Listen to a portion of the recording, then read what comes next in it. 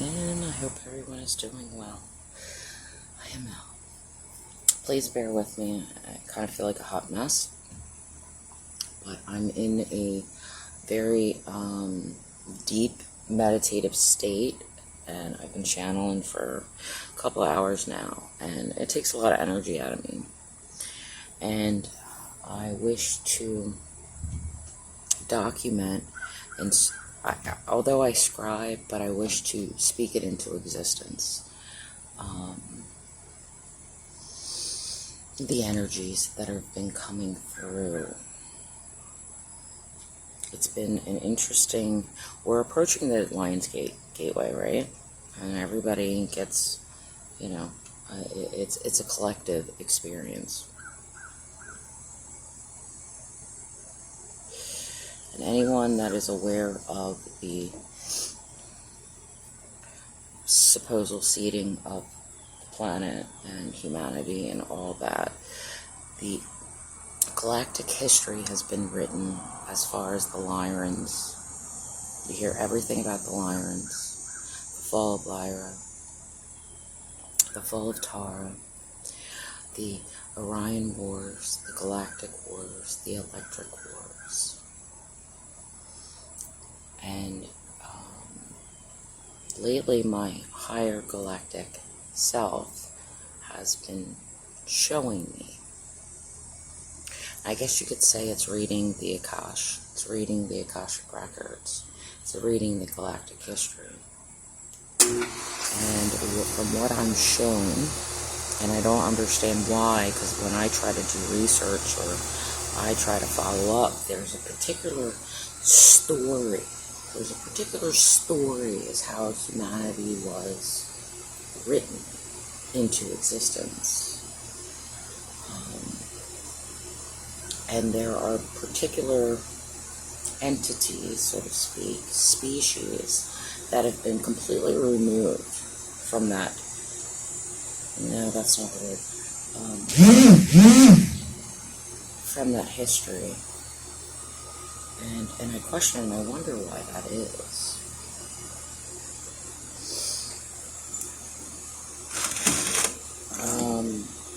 This is an ongoing story that I work with every day, and I get channel messages, and they are very broken because it's cellular memory.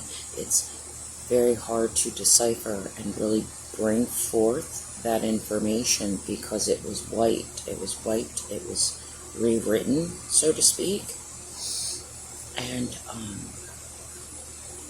so I've been working in the monad, the soul monad, and not just my particular monad, but like a larger, broader sense within the soul tree, the world tree, however one wants to label and perceive it.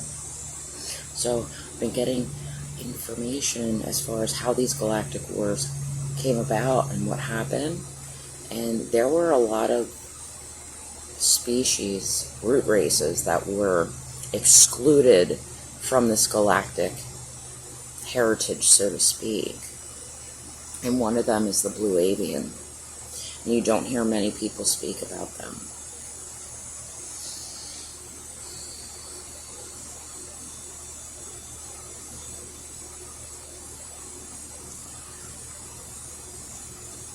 It's interesting because the messages that I've been given, and it's like I want to tell the story, but it's very hard to tell the story.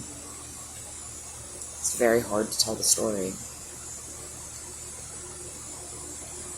So this is going to be very broken as far as communication and sharing this information. But from what I'm gathering and what I've been sharing is the blue avian, which we know is the blue ray, and we have known that the blue ray was missing from all the rays, which would make a broken rainbow, right? The separation, and why there's so much warring in between the rainbow rays, the tribes, it's so multifaceted, it's so multi-layered, and it's like, again, you hook into this one little nodal point, which stretches you out to another storyline, which is basically of the same lineage and feed, stream of consciousness, so to speak. And you start to see the fractalization of all this information, which causes a lot of distortion, and why people are very confused as far as their roots and their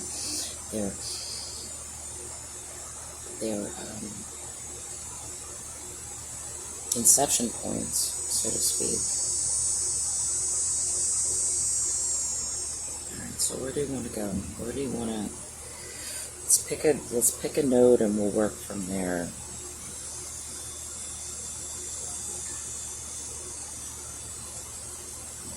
So this morning even in the past couple of days, there's a lot been coming up as far as the lunar energy, Saturn, and I recognize that people have been told and conditioned for eons about the stories of Saturn, about the stories of the moon and the AI and these dark forces, etc., etc. And why is that?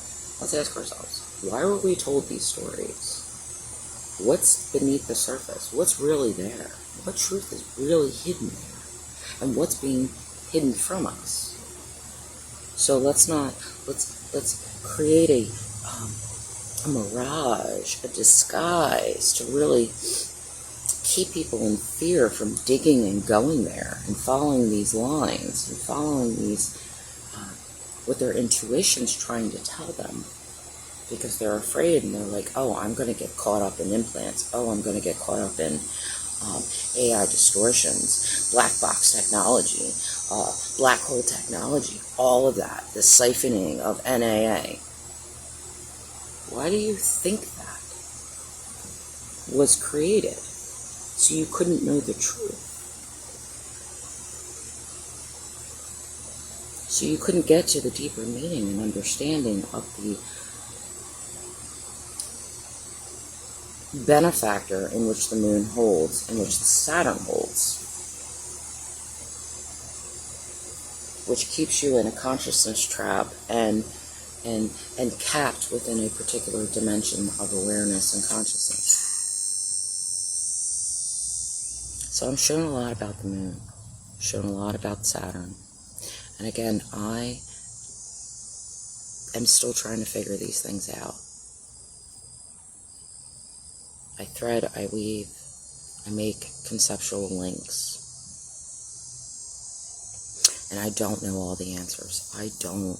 And sometimes I will rack the shit out of my brain, which, like right now, like I said, I'm exhausted, because doing this type of channeling and work, it takes a toll on one's brain state, because you're tapping into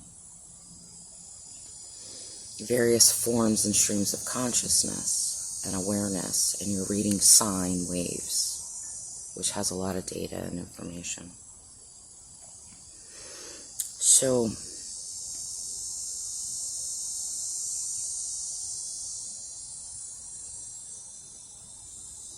there's lunar keys available to us right now.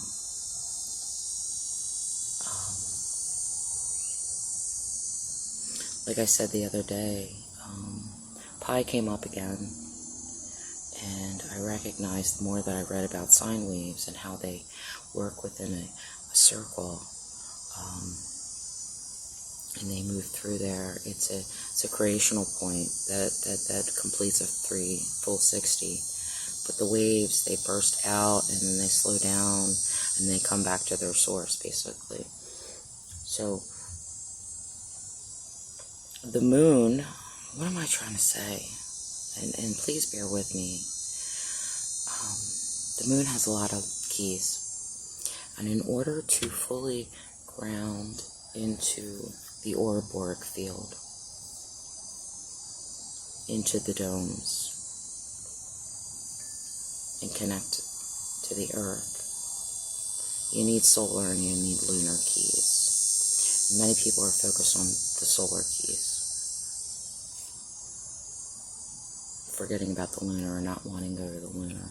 And the lunar has a lot of that feminine energy, those feminine mysteries, the yin, but are afraid to go there. They're afraid to go to the underworld and find those depths and bring forth those gems, those remembrances. And within that, it brings up a lot of gunk and junk and ancestral crap. And discernment is key when working through these type of energies. But what you're gifted is unlocking, and you're receiving more of these lunar codes. And you need the solar and you need the lunar codes in order to fully ground within this new grid system that we're creating. Actually, it's not even a new grid system. It's a very old, ancient grid system. And it's a system that worked prior to humans actually being on this planet. And it's considered a dome system. There are domes. There are various, just like we know, there are various sites on the planet that hold particular vortexes and such.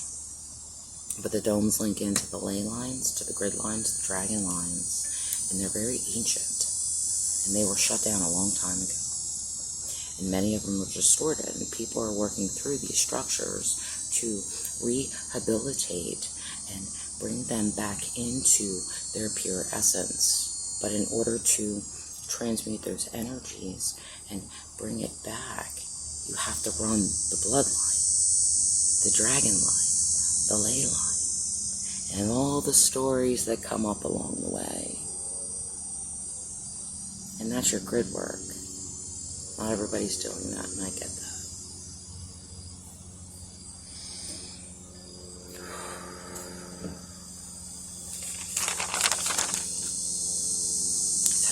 I'm just going to throw out keywords right now because you know what?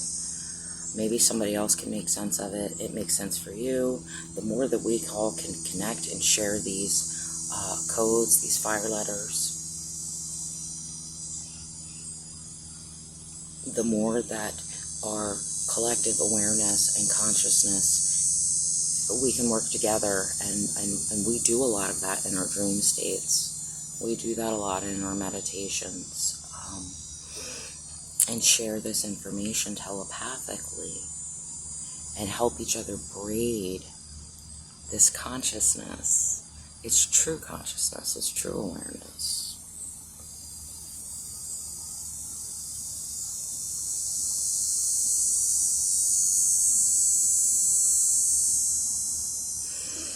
I always enjoy the sound of cicadas, their song, the vibrational frequency in which they emit, the sine wave, the rise and the fall. And one group will sing to the other, and that group will pick up the sound, and they will express their song, and then they go back and forth, creating a lovely pattern and structure.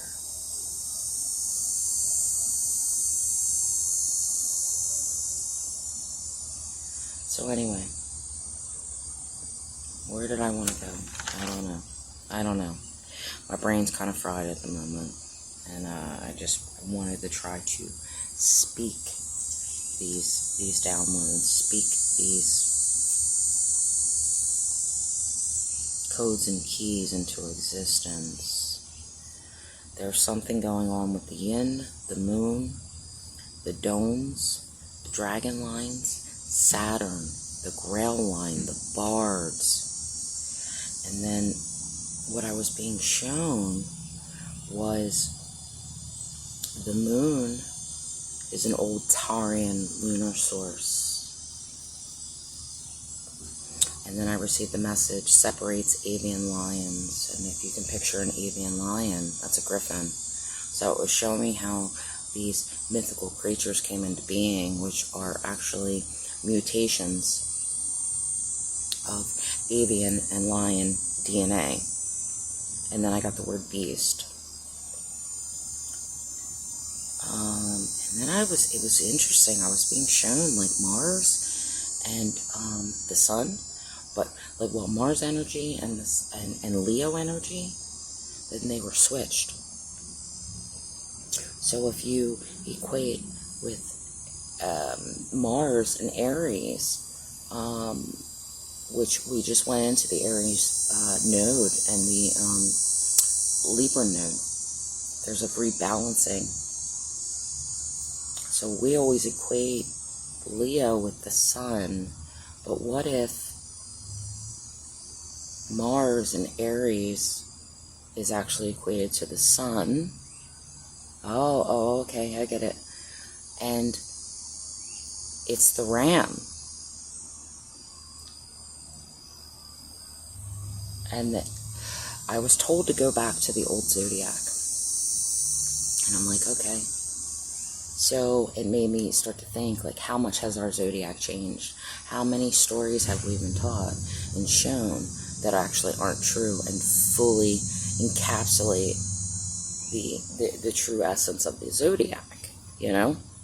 So I've been shown a lot of mirror energy and flipping things and taking pieces that have always been set in stone, so to speak, and then shifting and moving them around, creating a completely new energy. And there's something about that. Like, I had this question, and I was like, what if we work with the opposite energy? So, like, right now, the moon's in Scorpio, right? What if we, and Taurus kept coming up earlier.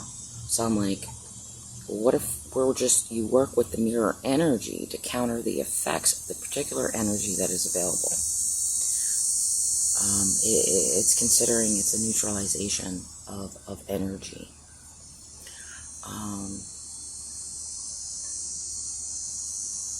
So again, there was something about these lines, these grow lines. Mars keeps coming up, Saturn keeps coming up. The moon, the Lion's Gate, of course Orion. We know what the Orion's a big theme that comes up in a lot of my channelings, in my downloads, because my higher self is showing me galactic history and the truth of that galactic history, and where things were rewritten, where they were, the consciousness was wiped, the DNA was wiped, and it's almost like what I've been shown is Lyra didn't seed this universe. Lyra didn't seed. Lyra was just another genetic mutation, whether organically or not.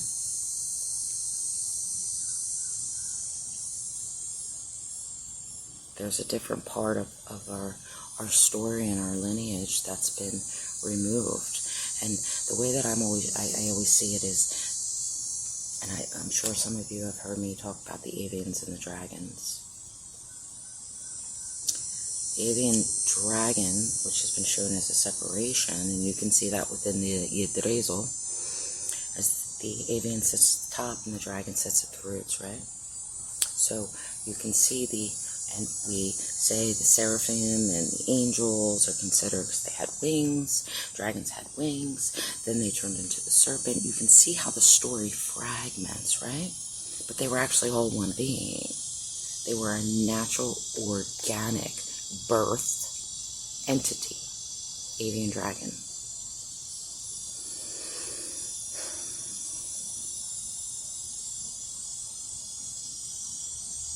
And the DNA was stolen. And they were completely wiped from our galactic history. And then it became that the dragons, they were draconians, they became reptilians, they became this, and all this distortion happened. Because it was all fragmentations, there was all fighting, there was wars, there was all this shit. And we can believe into the stories, and we can listen, and we can live in fear. Or we can see the story for what it is, and dig and search for our own truths in our own cellular memory, and remember really? What was the true story? What really went on? And that's going to be different for everybody, because everybody's experience and what they remember is different. So I'm not sure where this video really went. I just needed to, my head and everything, I was really in a deep, deep space, and I needed to kind of ground myself and bring myself out of it because of the stuff I was channeling. And being able to communicate it and speak it out loud and into existence grounds that energy and brings it into form. It's basically a way of uploading into the grids so that other people can access this data and this information. And somebody else might have a key code. Somebody else might have another part of the story that I'm not seeing. And that's how we work together. And then we share that information, whether it's actually verbally, telepathically, through dream state, whatever. We give to each other that because we're all tapped into the same grids.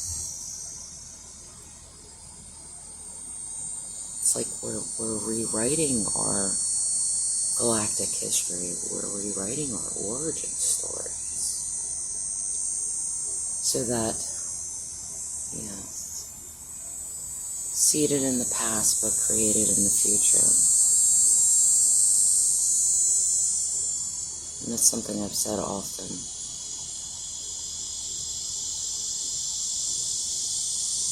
Guardians of the song of an ancient future. It's going back to create a better future. Alright, I'm gonna leave that there. I appreciate all who sit and listen to my ramblings, my musings, my whatever they are. I appreciate you all. I send you all much love and many blessings. Take care. Bye.